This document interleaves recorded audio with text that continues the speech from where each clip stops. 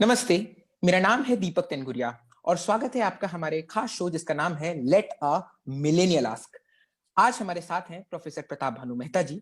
इस परिचय को मुझे यहीं रोक देना चाहिए था क्योंकि ये नाम अपने आप में पर्याप्त है, लेकिन मेरी बाल सुलभ जिज्ञासा मुझे आपको ये बतलाने से नहीं रोक पाएगी कि प्रोफेसर प्रताप भानु मेहता देश के अत्यंत सम्मानित चिंतक एवं बुद्धिजीवी हैं। आप अशोका यूनिवर्सिटी के पूर्व कुलपति रह चुके हैं। साथ ही आप सेंटर फॉर पॉलिसी रिसर्च के भी प्रेसिडेंट रह चुके हैं। बहुत बहुत शुक्रिया सर, आपने हमारे कार्यक्रम के लिए समय निकाला। बहुत बहुत शुक्रिया दीपक जी। मैं इस इंटरव्यू के बुनियादी सवाल की तरफ जाता हूं जो मुझे आपके लेख में कई बार वो चिंता देखने को मिलती है सर। आपने 5 मार्च को एक लेख लिखा 2019 में और आपने कहा कि हमारा लोकतंत्र अतीत की तरफ ज्यादा लपक रहा है, इसलिए हमें यह सोचना चाहिए कि लोकतंत्र में हम क्या खो रहे हैं। मैं एक लाइन से इस बात को रखना चाहता हूं। आपने अभी एक टॉक में भी कहा था कि अगर कल को यह भी डिस्कवर किया जाए कि 5 मंदिरों को तोड़ करके मस्जिद बनाई गई थी, तो भी आज के मॉडर्न नेशन प्रोजेक्ट को फर्क नहीं पड़ना चाहिए। मैं बस इतना जानना चाहता हूं सर कि इसके आगे का रास्ता क्या होगा, क्योंकि मेरी मिलेनियल पीढ़ी, मैं साल 2000 में पैदा हुआ, हमें इसका सबसे ज्यादा दंश झेलना है, इसलिए हमारी चिंताएं थोड़ी ज्यादा है। इसका आगे का रास्ता क्या होगा? देखिए, इसके लिए थोड़ा सा एक ऐतिहासिक दृष्टिकोण चाहिए। जब आज़ादी मिली थी, आज़ादी बंटवारे के संदर्भ में मिली थी, बहुत खून खराबा हुआ था। लेकिन उसके बावजूद आप 1950 की फिल्में देखें, संस्कृति देखें, एक ये धारणा बनी थी, वो जो गाना था ना, छोड़ो कल की बातें, कल की बात पुरानी। और एक तरह से हमने ये तय कर लिया था कि हमको विरासत में एक बहुत बड़ी सभ्यता मिली है, इसमें कोई दो राय नहीं है, और उस सभ्यता को, उस विरासत को कायम रखना हम सबका कर्तव्य है। लेकिन उस विरासत के जो विकार हैं, उस विरासत में जो द्वंद्व भाव है, धर्म के नाम पर, जाति के नाम पर, पहचान के नाम पर, वो जो एक द्वंद्व भाव है इन तीनों चीजों के भाव पर, वो एक ऐसी विकृति है जिसने हमको पीछे रख छोड़ा है।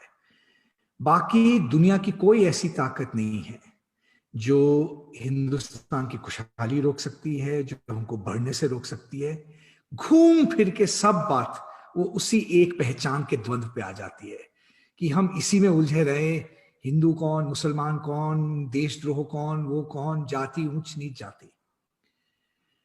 और हमको ये लगा था कि 1950 में कि जो आने वाला कल होगा वो उस विरासत को संजो के रखेगा, लेकिन इस द्वंद्व से हटाकर।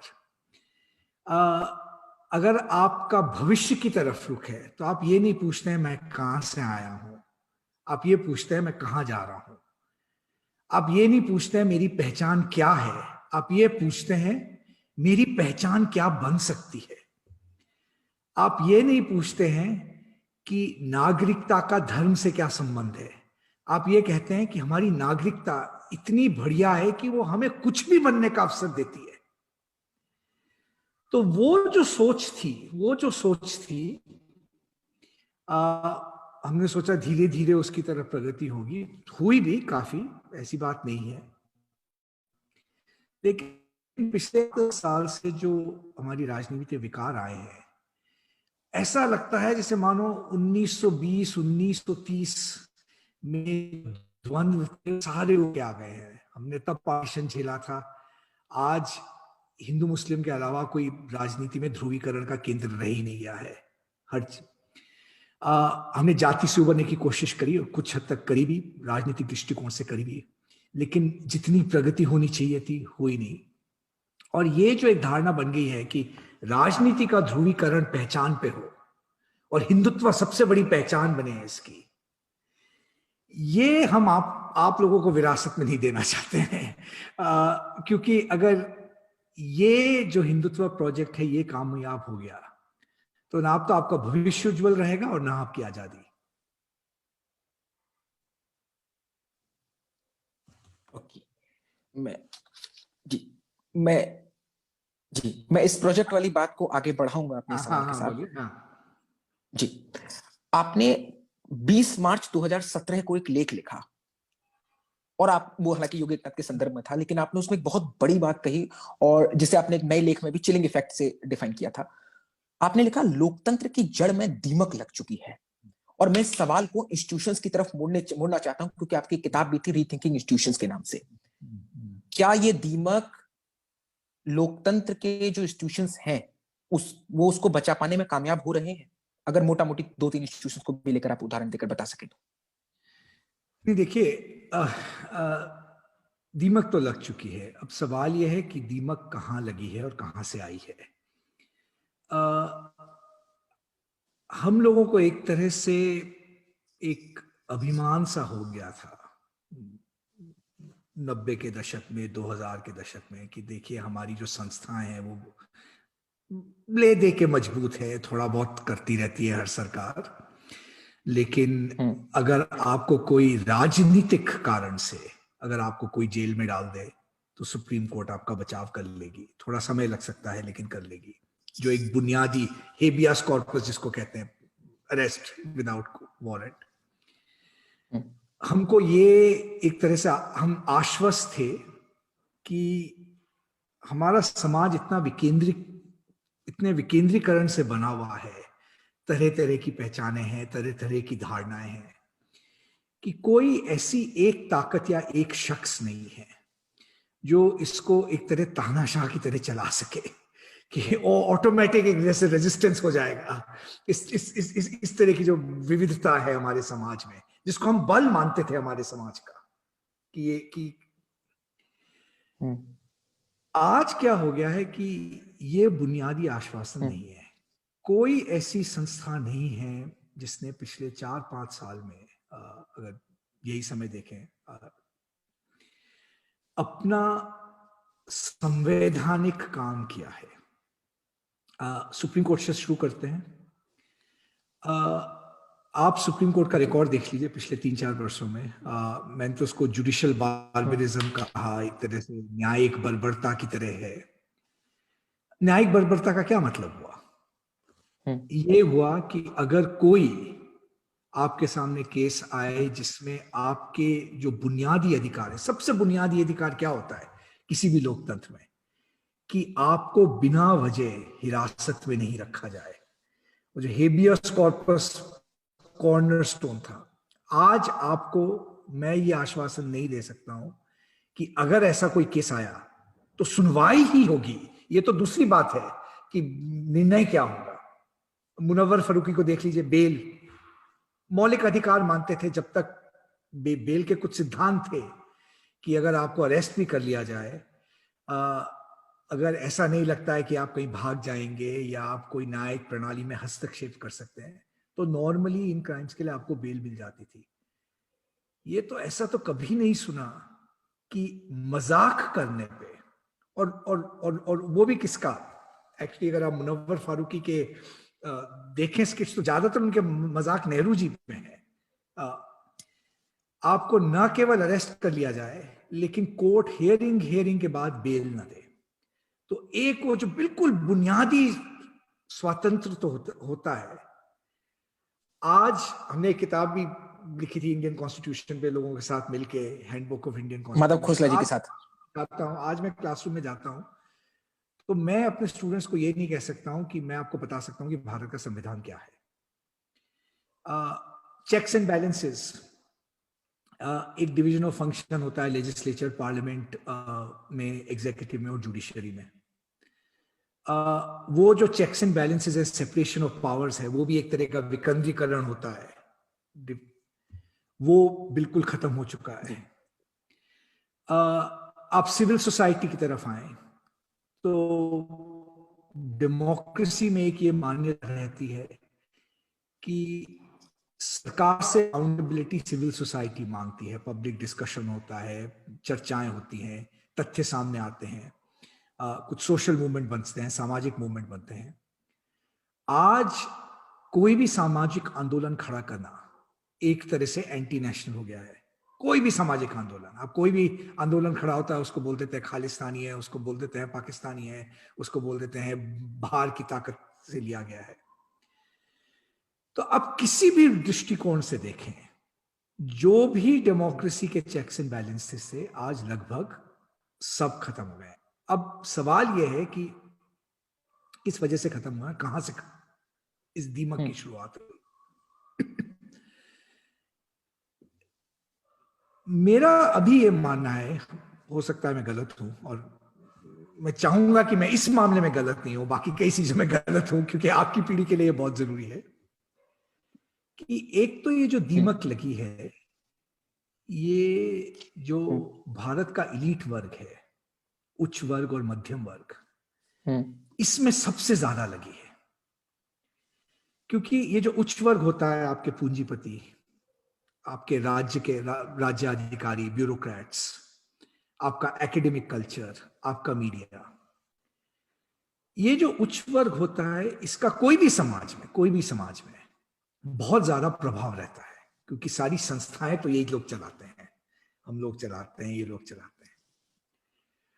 और अगर उच्च वर्ग ये मानने लग जाए, तीन चीजें मानने लग जाए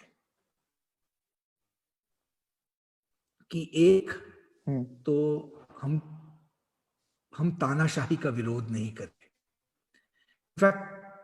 केवल तानाशाही नहीं करेंगे, अगर अधिकारों का हनन होता है तो हम ताली पीटेंगे, हाँ अच्छा किया, डंडा मारा उसको एंटी नेशनल डिक्लेयर किया, अच्छा किया, जेएनयू के स्टूडेंट्स को पकड़ के जेल में किया, अच्छा किया। तो एक तो ये धारणा बहुत एक तरह से विस्तृत तौर से फैल गई है इस उच्च वर्ग में। दूसरी जो धारणा फैल गई है वो सांप्रदायिकता की। मैंने तो अपने जीवन में जिस तरह की खुली सांप्रदायिकता, ऐसा नहीं है भारत में सांप्रदायिकता रही है 1920 से चली आ रही है, ऊपर नीचे होती है, बड़े बड़े राइट्स भी हुए हैं, राम जन्मभूमि मूवमेंट भी चला था, लेकिन ऐसा माहौल जब देश के उच्च कोटि के नेता प्रधानमंत्री से लगाकर भी सांप्रदायिकता को चुपके से बढ़ावा दे दे, उसकी खुली छूट हो, न केवल ये, वे ही लोग आगे बढ़े सिस्टम में जो ये सबूत दे कि वो कितने सांप्रदायिक हैं। कई नेता हैं जिन्होंने बीजेपी ज्वाइन करी और उनको सबसे पहले यही टेस्ट पास करना पड़ता है कि आप कुछ ऐसा उटपटांग बोलिए। इतनी खुली सांप्रदायिकता किसी भी उच्च वर्ग में बहुत घातक होगी। और जो तीसरी बात है वो है भारत का जो पूंजीपति वर्ग है, उसने थोड़ा सा डरावा भी है, हमेशा डरा रहता है क्योंकि वो राज्य के अधीन है। बाकी कुछ भी कहें, इंडिया में प्राइवेट सेक्टर नाम की कोई चीज नहीं है। अगर राज्य चाहे तो आपको 2 मिनट में डिसिप्लिन कर सकता है, टैक्स नोटिस भेज देगा, ईडी नोटिस भेज देगा, मानता हूं थोड़ा डरे, लेकिन उसने ये तय कर लिया है कि एक जो हमारा इंफॉर्मेशन ऑर्डर है, टीवी चैनल्स के माध्यम से, अखबारों के, ज्यादातर अखबारों के माध्यम से, उसमें केवल सरकार के पक्ष को ही प्रतिपादित किया जाए। और ये जो कैपिटल और इंफॉर्मेशन ऑर्डर की जो अलायंस हो गई है एक तरह से, ये बड़ी घातक है। आप जैसे कुछ युवा लोग हैं, मिलेनियल्स हैं, जो नए मीडिया यूज करते हैं इस तरह से दूसरे पक्ष प्रतिपादित करने के लिए, लेकिन इस तरह का सांप्रदायिकता के पक्ष में इंफॉर्मेशन ऑर्डर को इस तरह से कंट्रोल करना, ये बिल्कुल नया सा है। और जब बाकी समाज ये देखता है कि उच्च वर्ग के लोग न केवल भयभीत हैं सरकार से, पर खुली सांप्रदायिकता को छूट दे रहे हैं, तो फिर साधारण लोग कहते हैं किसकी लड़ाई है ये? तो मेरे ख्याल जब तक कि वो दीमक ऊपर से नहीं छटेगा, आप सुप्रीम कोर्ट को देख लीजिए, अगर आप सुप्रीम कोर्ट के जज हैं, आपकी आज सबसे सुरक्षित स्थिति है इस समाज में, आपको कोई नौकरी से निकाल नहीं सकता है, इंपीच करना तो बिल्कुल नामुमकिन सा है, आपकी कोई पेंशन नहीं रोक सकता है, ज्यादा से ज्यादा आपको सरकार कोई कमीशन नहीं बनाएगी, लेकिन आप प्राइवेट आर्बिट्रेशन कर सकते हैं, आपकी समाज में इतनी ज्यादा इज्जत है। जब सबसे सुरक्षित वर्ग इस तरह से सांप्रदायिकता को, असहिष्णुता को अपने संवैधानिक कर्तव्यों से विमुख होकर जब बर्ताव करता है, तो फिर बाकी समाज क्या सोचेगा कि जब ये ही नहीं कर रहे हैं, जब तो ये हमको क्या सुरक्षा देंगे अगर आज हम बोलें। तो ऊपर से ही ऐसा ये है। इस तरह का बड़ा गहरा दीमक है। हाँ। ओके, अब एक इसी बात में ही मैं अपनी एक बात और आपसे जोड़ना चाहता हूं। आपने 1 जनवरी को, प्रोफेसर मेहता, 1 जनवरी को साल की शुरुआत में आपने एक लेख लिखा और आपने बड़ा ही एक रिमार्क दिया। आपने कहा कि we have not learn the political language that can thread the needle of calling the authoritarian design, या वो जो पॉइजन इन डेमोक्रेसी का। मैं बिल्कुल सीधा सवाल रख रहा हूं, ये पॉलिटिकल लैंग्वेज क्या है सर? क्योंकि मुझे याद आता है सीए के टाइम पर आपने वरिष्ठ पत्रकार करण थापर जी को इंटरव्यू दिया था, उसमें भी आपने कहा था कि ये परेशानी सीए प्रोटेस्ट में भी है। तो कौन सी पॉलिटिकल लैंग्वेज है जो आगे वाले प्रोटेस्ट में, मतलब आप सोचते हैं कि मुझे? नहीं, देखिए, जब पॉलिटिकल लैंग्वेज की बात करते हैं तो उसके 3-4 पहलू होते हैं पॉलिटिकल लैंग्वेज के। एक तो जो सबसे बड़ा पहलू होता है वो लैंग्वेज का नहीं है, वो भाषा का नहीं है, वो जो बोलने वाला है उसकी क्या क्रेडिबिलिटी है, उस पर कितना भरोसा किया जा सकता है। और राजनीति भरोसे का खेल होता है भाई। दो पार्टी भी जब कॉन्टेस्ट करती है, लोग इतना डिटेल में नहीं देखते हैं मैनिफेस्टो क्या है, वो देखते हैं मेरे को तुम पे ज्यादा भरोसा है कि तुम पे ज्यादा भरोसा है। और हुआ क्या है कि जो हमारी ऑपोजिशन पार्टीज हैं सारी की सारी, कांग्रेस से लगा के, वो अपने ही इतिहास के बोझ के तले इतना दब चुकी हैं कि अगर वो सही बात भी बोलती हैं अब, तो उन पे कोई भरोसा नहीं करता है। भाई आपने क्या किया था, अभी तो आप बोल रहे हैं, लेकिन आप क्या सिद्धांत पे चल पाएंगे कि नहीं। मतलब वो जो बैगेज है, हिस्टोरिकल बैगेज। तो एक तो सबसे पहली बात वो है कि सही बात क्या है ये काफी लोगों को मालूम है, लेकिन राजनीतिक तौर पे उसको कौन आर्टिकुलेट करेगा, कौन उसका स्पष्टीकरण करेगा इस तरह से कि लोगों में भरोसा जागे। ज्यादातर जनता थी, नेहरू जी को देख लीजिए, नेहरू जी को सब मानते थे कि ये अंग्रेज की तरह है। काफी उस जमाने में भी कहा जाता था बड़े एरिस्टोक्रेटिक हैं, बड़े अंग्रेज हैं। ये भी मुमकिन है कि काफी जो वो बातें बोलते थे समझ नहीं आती थी लोगों के, दूर की दृष्टि थी, ऊंची दृष्टि थी, 30,000 फुट से कभी बोलते थे, लेकिन एक बुनियादी भरोसा था। नेहरू जी कह रहे हैं तो ठीक ठीक ही सोच रहे होंगे। तो एक तो सबसे पहली बड़ी बात वो कि आज वो राजनीति में जो वैक्यूम है। दूसरी बात जो उस भाषा की है वो ये है कि आप कांग्रेस को देख लें या बीजेपी को देख लें या ज्यादातर रीजनल पार्टीज को देख लें, हमने ये चर्चा शुरू करी थी इस पहचान की राजनीति से। और ये पहचान की राजनीति एक तरह से एक ट्रैप की तरह है कि आप जैसे ही आपने ये पहचान की राजनीति शुरू करी, आप उसमें फंस जाएंगे। कोई बोलेगा आप हिंदुओं को ज्यादा समर्थन देते हैं, मुसलमानों को ज्यादा देते हैं। अगर आप कहते नहीं नहीं मैं दोनों को बराबर देता हूं, तो फिर वो नापने तोलने लगेंगे। नहीं नहीं, आपने तो वहां पे तो उनका वक्फ बोर्ड को ये नहीं किया, आपने मंदिर को ये कर दिया। तो एक वो हमारी मानसिकता इस तरह की बन गई है कि हम समुदायों के बीच में जैसे एक तरह से एक समन्वय, एक बैलेंस लाना चाहते हैं, लेकिन वो बैलेंस हमेशा ये सवाल पूछ रहा है, वो सवाल ही पहले ही सांप्रदायिक ढांचे से पूछ रहा है कि मैं आपको पहले एक नजर से देख रहा हूं कि आप हिंदू हैं या मुसलमान हैं। तो आपको जो एक भाषा चाहिए वो एक नागरिकता की भाषा चाहिए जिसमें इस पहचान का असर कम हो जाए। अगर आप कोर्ट में जाते हैं, अगर आप राजनीति में उतर के आते हैं, किसी को जहन में भी नहीं आए कि आपकी ये पहचान क्या। आपकी पहचान महत्वपूर्ण है, उसकी सुरक्षा की जानी चाहिए, आपको आजादी होनी चाहिए उसकी, लेकिन राजनीतिक दृष्टिकोण से कोई फर्क नहीं पड़ता आप कहां से आए, आप मुसलमान हैं, हिंदू हैं, कौन है, क्या फर्क पड़ता है, आप कहां जा रहे हैं ये बताइए। और हमारे जो सेक्युलर भाषा भी थी, सेक्युलरिज्म के दो अर्थ हैं। एक तो अर्थ यह है कि इस राजनीति को उस पहचान की भाषा से थोड़ा सा अलग करना, उसको एक व्यक्ति के दायरे में देखना कि कोई भी व्यक्ति अपनी सामूहिक पहचान से हमेशा बड़ा होता है। हर व्यक्ति को अपनी सामूहिक पहचान तो होती है उसकी, लेकिन उसके प्रति भी एक थोड़ी आजादी चाहिए। और ज्यादातर जो हमारे समाज के द्वंद्व हैं वो इन समूहों के बीच में नहीं है, वो व्यक्ति और समूह के बीच में है। अगर अगर अगर कोई रूढ़िवादी समाज कहता है कि आप पढ़ने नहीं जा सकती हैं, लड़कियां बाहर नहीं जा सकती हैं, आप मन से शादी नहीं कर सकती, ये जो, तो हमारी जो सेक्युलर भाषा थी उसने भी यही कहा कि इन समाजों का संतुलन बना रहना चाहिए। लेकिन उससे क्या हुआ कि एक वो जो आजादी की, व्यक्ति की आजादी की, व्यक्ति के पहचान की, उसकी डिग्निटी की जो बात थी वो एक तरह से गायब हो गई।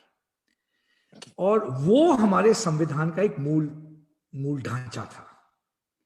ये पता था संविधान बनाने वालों को कि इस तक पहुंचने में समय लगेगा, ये बड़ी बड़ी लंबी यात्रा है, लेकिन आज उसके प्रति जो एक द्वंद्व हो गया है, और ये जो भ्रम फैलाए जाते हैं, एक भ्रम जैसे फैलाया जाता है, मैं आपसे एक बड़ी सिंपल सी बात बता रहा हूं। मैंने तो खुद राजनीतिज्ञों से बात करते देखा है। आजकल एक ये बड़ा भ्रम हो गया है कि भाई उदारवाद तो ये तो पश्चिम की सोच है, लिबरलिज्म तो वेस्टर्न इम्पोर्ट, सेक्युलरिज्म तो वेस्टर्न इम्पोर्ट है, ठीक है। अब बिल्कुल भ्रम हो गया, हमको तो अपनी तरह से ही सोचना है। सही बात है, अपनी तरह से हमको अपनी तरह से सोचना चाहिए, अपनी परिस्थितियों के बारे में सोचना चाहिए। लेकिन आप एक सवाल करिए, एक सीधा सा सवाल किसी से भी, कि आपने अपनी जिंदगी में कहीं कोई ऐसा प्रकरण महसूस किया है जहां किसी ने आप पे कुछ थोपने की कोशिश करी और आपने कहा आप ये मुझ पर मत थोपिए। हो सकता है आपके माता पिता ने थोपने की कोशिश करी, हो सकता है किसी दूसरे समुदाय ने थोपने की कोशिश करी। उदारवाद क्या कहता है? वो यही तो कहता है कि जब आपको अपने पे कुछ थोपा हुआ नहीं अच्छा लगता है तो आप उसको दूसरों पे क्यों थोपते हैं? और वही अधिकार हर समुदाय को नहीं, हर व्यक्ति को। हर समुदाय क्या करता है, जब दूसरा समुदाय उस पर थोपता है तो कहते हैं नहीं साहब ये तो देखिए माइनॉरिटी मेजॉरिटी पे थोप रही है, मेजॉरिटी माइनॉरिटी पे थोप रही है। लेकिन वही समुदाय जब अपने समुदाय के व्यक्तियों पे थोपते हैं तो फिर भी वही मापदंड लागू होना चाहिए कि अगर हम स्वेच्छा से इसको स्वीकार न करें तो हम पे मत थोपिए। तो ये जो भ्रम सा एक फैल गया है कि ये उदारवाद पश्चिम है, ये उदारवाद हम सब एक तरह से उदारवाद का सहारा लेते हैं, लेकिन तभी लेते हैं जब हमारे हित में हो। बस सिर्फ इतना कीजिए कि उसी उदारवाद को कह दीजिए ये हम सब पे लागू करेंगे। तो ये एक तरह से नई भाषा। और तीसरी जो भाषा है वो सिंपल है। वो जो तीसरा पहलू है वो नॉर्थ इंडिया में, उत्तर भारत में खासकर एक भाषा का है कि ये जरूर है कि हिंदी भाषा में, आप ये चर्चा कर रहे हैं, बहुत अच्छी बात है हिंदी भाषा, लेकिन अगर आप हिंदी के अखबार उठा के देखें, हिंदी डिस्कोर्स देखें, एक वो रिजेंटमेंट सा बन गया है कि ये जो देश है ये कोई इंग्लिश इलीट चला रही थी। वाकई में चला नहीं रही थी। खान मार्केट गैंग कहने की बात है, खान मार्केट गैंग एक ट्रैफिक नाइट लीड लगवा सकती दिल्ली में अगर चाहे तो। लेकिन मैं मानता हूं एक वो सांस्कृतिक दृष्टिकोण से देखे तो हाँ, अगर आप हिंदी भाषी क्षेत्र में हैं तो ये लगता है। ये प्रॉब्लम रीजनल लैंग्वेजेस में नहीं थी, क्योंकि वहां की जो इलीट्स थी, उच्च वर्ग थी, उनको लिंग्विस्टिक नेशनलिज्म के कारण अपनी भाषा से आइडेंटिफाई करना पड़ा, बंगाली को, मलयालम को, तमिल को। तो हिंदी के पब्लिक स्फीयर में एक खास वैक्यूम आया है जो इस संवैधानिक भाषा से परे कोई एक रिजेंटमेंट की भाषा बोलता है। और वो जो यूपी का पॉलिटिक्स का हाल है वो आप देख ही रहे हैं। तो आप सर एक छोटा सा सवाल है मेरा, एक है ना, मतलब ये आप हिंदी में, आपके में लेख खोज रहा था, सत्य हिंदी पर कुछ मिले और थोड़े कम मिले। अब आपके लेख हिंदी में, हिंदी भाषा के पाठकों को अगर मिले तो शायद ये बहुत बेहतर होगा। मेरी आपसे दरख्वास्त रहेगी, विनम्र विनती कि आप इस पर थोड़ा सोचें। मैं आखिरी सवाल की तरफ इंटरव्यू को लेकर जाऊंगा। जी हाँ बोलिए। और ये थोड़ा सा मतलब मैं एकदम बिल्कुल अनुभवी जनित सकती हूँ। आपने 5 अगस्त को एक लेख लिखा था। आपने कहा था द टेम्पल इज डेंजरस और अननेसेसरी। ये आपने राम टेम्पल के संदर्भ में कहा था, राम मंदिर के संदर्भ में।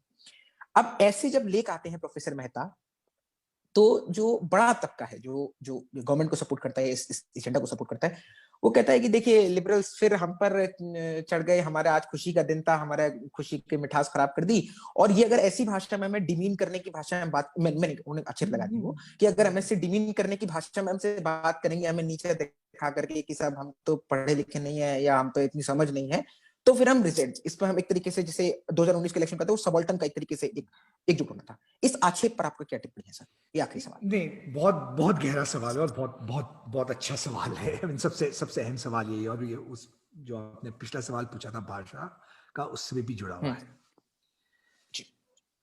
देखिए,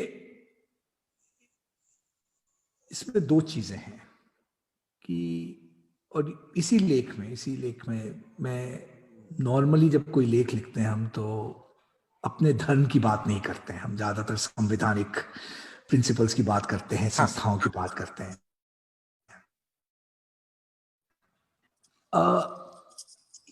ये लेख जो मैंने लिखा था, ये कह लीजिए हम भक्त मानता हूं, मुझे कभी संकोच नहीं रहा है इसमें, कभी भी संकोच नहीं रहा है ये नहीं। लेकिन ये जरूर था कि उसका संस्थात्मक, राजनीतिक और संवैधानिक सोच से उसका कोई अभिप्राय नहीं है। वो उसका सामाजिक से है, व्यक्तिगत से है, धार्मिक से है।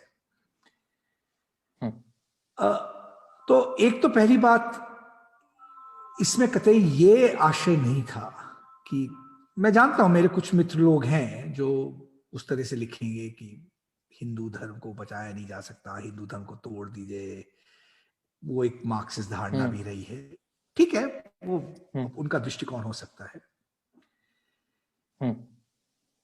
ये जो लेख था, एक तरह से कह दीजिए, एक, मैं अपना आपको भक्त इसलिए नहीं कहना चाहता क्योंकि एक तो भक्त का आजकल मतलब कुछ और हो गया है, और दूसरा, अगर सही मायने में अगर आप भक्ति का दावा करते हैं तो आप खुद वो दावा नहीं कर सकते, वो तो कोई और तय करेगा आप भक्त है कि नहीं है। लेकिन ये सब अभिप्राय ध्यान में रखते हुए एक भक्त की दृष्टि से लिखा था कि अगर राम का मतलब समझें, जो हमारी विरासत जो हमको मिली है, जिसको हम हिंदू धर्म के नाम से, सनातन धर्म के नाम से, जो आजकल लोग उसको नाम देते हैं, एक संज्ञा देते हैं, उस विरासत के दृष्टिकोण से देखें तो जिस तरह से मंदिर बना है, जिन परिस्थितियों में मंदिर बना है, और जिस राजनीतिक प्रकरण को लेकर वो मंदिर बना है, वो जो हमारी सबसे गहरी विरासत है और जो आम जनता की विरासत है, उस विरासत को एक तरह से भंग कर देगा। आम जनता की विरासत है श्री रामचंद्र कृपालु भजमान। तुलसीदास की विरासत थी, तुलसीदास, वो हजारी प्रसाद द्विवेदी ने एक बार कहा था तुलसीदास के बारे में कि उनका सबसे बड़ा पाठ यही है कि भारत का लोकनायक वही बन सकता है जो भिन्नता का एक तरह से समन्वय कर सके। उस करुणा अवतार को आपने एक छोटे से राजनीतिक प्रकरण में सीमित करके रख दिया। इतनी क्या इनसिक्योरिटी, मानता हूं हो सकता है इतिहास में तरह तरह के द्वंद्व रहे हों, मंदिर भी ध्वस्त हुए, ये भी मैं मानता हूं, मानने को तैयार हूं, मंदिर, कई मंदिर ध्वस्त हुए, तरह तरह के कारण रहे होंगे। लेकिन जो राम का जो बुनियादी स्थान था भारतीय समाज में, उसको कोई नहीं हिला पाया। हिंदुत्व, बीजेपी जरूर उसको हिला देगी। क्यों? क्योंकि उसने उसको सीमित कर दिया। उसने ये कह दिया कि राम भक्ति का टेस्ट ये है, ये मंदिर बनेगा कि नहीं। उसने राजनीतिक, पूंजीपति और एक तरह से जो द्वंद्व भाव वाली राजनीति है, उससे राम को जोड़ दिया। तो ये जो लेख था, इस आशय से नहीं था कि जनता समझती नहीं है, जनता सबसे ज्यादा समझती है उस, और कोई भी व्यक्ति जब अपने विचार प्रकट करता है, अपने व्यक्तिगत तौर पे करता है, कोई सामूहिक तौर पे नहीं। लेकिन इस आशय से था कि यही जो हमारी विरासत है, ये जो सबॉल्टन विरासत है, इसको आज कोई हाईजैक करके लेके जा रहा है और उस मोड़ की तरफ लेके जा रहा है जो इसके सिद्धांतों के बिल्कुल प्रतिकूल है। ये ना तुलसी के राम है, ना ये वाल्मीकि के राम है, और ना ये आपके और मेरे राम है। ये प्रधानमंत्री मोदी के और अशोक सिंघल के राम है। ओके, तो ये डीमीन वाला लहजा नहीं था, मतलब आप ये एक तरीके से सबको बतलाने का तरीका। Okay, I wish I could stop you for more professor Mehta, because I am really loving this conversation. एक आखिरी सवाल सर, हाँ, आप हाँ। इन दिनों कुछ नया लिख रहे हैं? देखिए, किताब? लिखते तो काफी रहते हैं, अब क्या प्रकाशित करें। किताब। वो नहीं, दो तीन आइडियाज है, वो कई दिनों से खैर एडमिनिस्ट्रेशन में उलझे हुए थे, और अब हिंदुस्तान की जो परिस्थिति है, नए सिरे से थोड़ा सोचना भी पड़ता है कि क्या क्या वाजिब है इस क्योंकि हम लोग जो पॉलिटिकल साइंसेस जानते थे वो तो सब एक तरह से निरर्थक सी हो गई है। तो अभी तो थोड़ा सोच रहे हैं। हाँ, पर कुछ प्रोजेक्ट्स है। भारत के प्रमुख राजनीतिक सिद्धांत क्या रहे हैं, यही जिस विषय पर हम बातचीत कर रहे हैं, इसको किस तरह से दर्शनात्मक रूप में लिखा जाए, सोच रहे हैं। देखिए क्या प्रकाशित होता है। इच्छाएं आए हैं, और बहुत बहुत शुक्रिया, आपने हमारे कार्यक्रम का बहुत आभार प्रकट करता हूँ, और मैं बता नहीं सकता मुझे कितनी खुशी है। Thank you so much. नहीं, मैं आपका सबसे ज्यादा आभारी, और जिस तरह के आपने सवाल पूछे, यही एक तरह से नया उत्साह पैदा करता है कि हाँ, आप जैसे लोग ऐसे सोच रहे हैं, तो आपकी जो मिलेनियल जनरेशन है वो कोई ना कोई समाधान निकाल लेगी जो हम लोग नहीं निकाल पाए। Thank you so much sir, so lovely to talk to you. Thank you, नमस्ते सर।